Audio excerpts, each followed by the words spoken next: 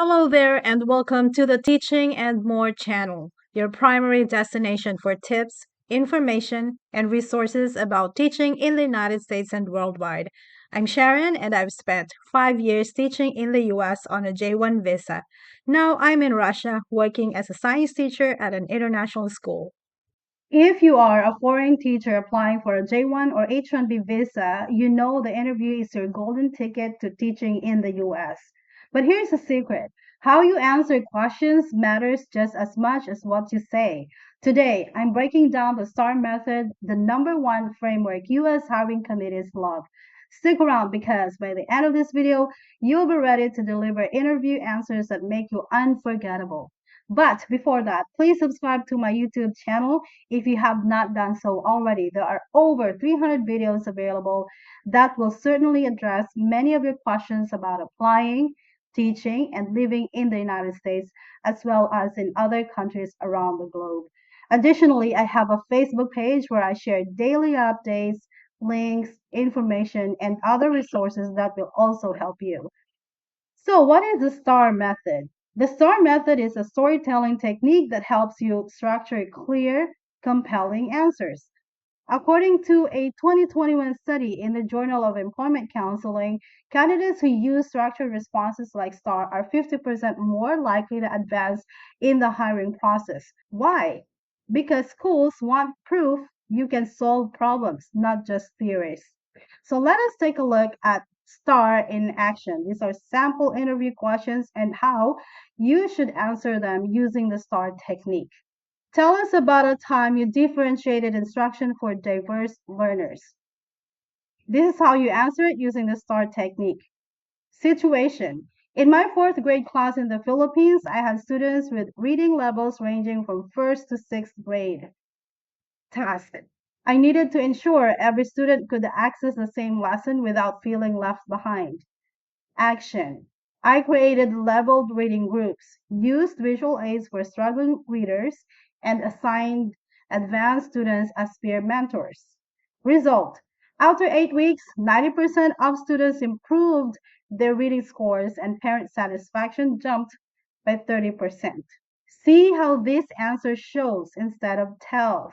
A 2023 report from the National Association of Secondary School Principals, or NASSP, found that hiring committees prioritize candidates who provide specific results, just like this one. Okay, another example is this one is about classroom management. Describe a time you handled a disruptive student. You can say, in my grade 5 class in Manila, I had a student who frequently yelled during lessons and refused to participate.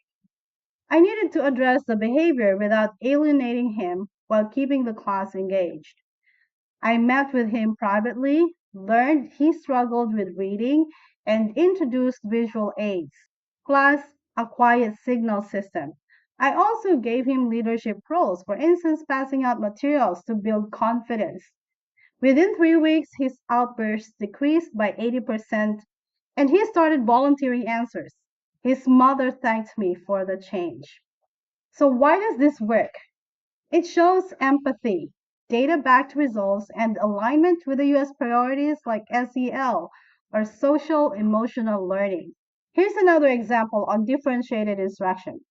How do you support students with varying English proficiency levels? In my science class in Cebu, I had 5 non-English speakers and 10 intermediate learners. I needed to ensure all students understood the lesson on ecosystems without slowing down the class. So what I did was I grouped students by language level, used bilingual flashcards, and paired advanced learners with newcomers for peer support. For assessments, I allowed oral responses or drawings. By the end of the term, 100% of my students could explain key concepts in English, and 3 former beginners joined the school science fair. Why it works. Highlights scaffolding and inclusive practices. These are key terms in US education. Another example on parent community engagement this time. Tell us about a time you worked with parents to improve student outcomes.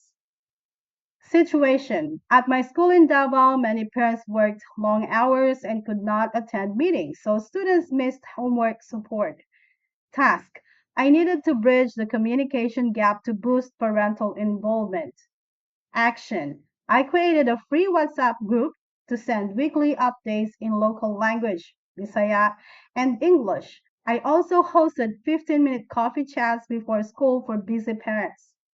Result: homework completion rates rose by 40%, and 20 plus parents attended our first ever family science night, something the principal praised in our staff meeting. Why it works.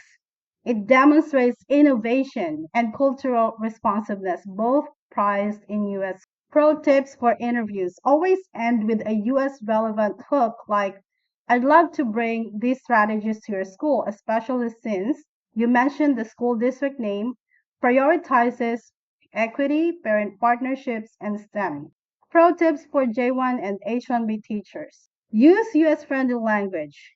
Instead of I taught a lesson, say I designed a standards aligned scaffolded lesson for diverse learners.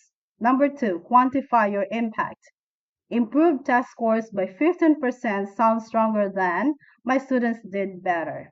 Okay, number three, highlight cross cultural skills. A 2022 study in TESOL quarterly found schools highly value teachers who adapt to new environments. So mention experiences like teaching multilingual learners. Okay, teachers, it's time for you to practice. Drop a comment below with a STAR method answer to this question. Describe a time you collaborated with colleagues to improve student learning. And if you found this video helpful, smash that like button and subscribe if you haven't already. Hit the bell so you would know if I uploaded new videos. I actually upload every week. Thank you for watching and I'll see you in my next video. Bye.